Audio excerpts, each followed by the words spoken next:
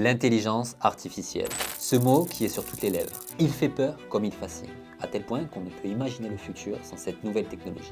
L'IA permet en quelques minutes de résoudre des tâches qui auraient pris des heures à l'humain, permettant à l'humanité d'aller toujours plus haut, toujours plus loin et surtout, toujours plus vite. Mais l'IA suscite aussi énormément de méfiance. Selon le Fonds monétaire international FMI, l'IA pourrait affecter 40% des emplois dans le monde, dans les pays les plus développés.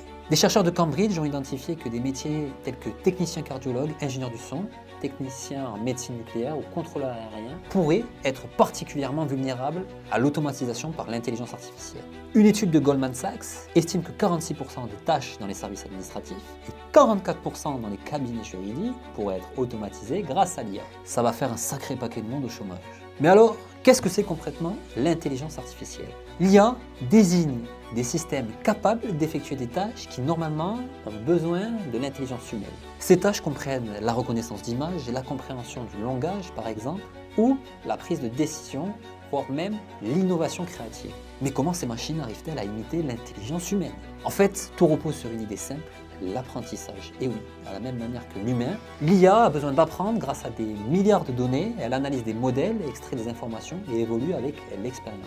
L'IA n'a pas d'intuition, elle fonctionne selon des modèles mathématiques complexes qui lui permettent de reconnaître des schémas, d'effectuer des prédictions ou de prendre des décisions basées sur des moyennes. Les données sont la matière première et les algorithmes sont les outils qui leur donnent forme. Prenons l'exemple de la détection du visage d'un humain sur une vidéo. Pour réaliser cette tâche, l'humain a dû apprendre à l'IA à reconnaître des milliers de visages dans toutes les positions pour qu'elle soit capable de le faire à son tour grâce aux données enregistrées. Ça, c'est un visage, ça, c'en est pas un. Alors dans cette jungle, on distingue 5 grands types d'intelligence artificielle. Le premier type d'intelligence artificielle, c'est l'IA faible. L'IA faible est la forme la plus courante d'intelligence artificielle aujourd'hui. Elle est conçue pour exceller dans un domaine particulier. Elle peut effectuer des tâches spécifiques de manière incroyablement performante, mais elle est limitée à ce domaine.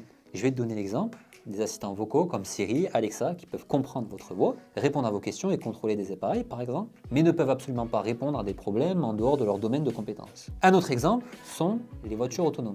Ces voitures utilisent l'IA pour analyser l'environnement, prendre des décisions en temps réel, mais elles ne peuvent pas résoudre des problèmes mathématiques. Par exemple, si je lui donne 2x moins 3, elle ne sera pas capable de le résoudre. Deuxième type d'intelligence artificielle est l'IA générale. Alors l'IA générale, c'est une forme d'intelligence artificielle qui à terme serait capable de raisonner, de penser d'une manière comparable à l'humain. Pour le moment, cette intelligence artificielle reste un objectif de recherche, mais elle pourrait un jour accomplir n'importe quelle tâche humaine, de la résolution de problèmes créatifs à la prise de décisions stratégiques complexes. Je vais donner l'exemple de Jarvis, l'assistant vocal de Iron Man. C'est une machine capable de comprendre une conversation complexe, d'inventer de nouveaux concepts, de jouer aux jeux vidéo, puis de planifier des stratégies d'affaires, tout cela sans être limité par des règles prédéfinies. Le troisième type d'intelligence artificielle, c'est ce qu'on appelle l'IA super intelligente. C'est l'apogée de ce que pourrait devenir l'IA dans les prochaines années. Elle surpasserait les capacités humaines dans tous les domaines.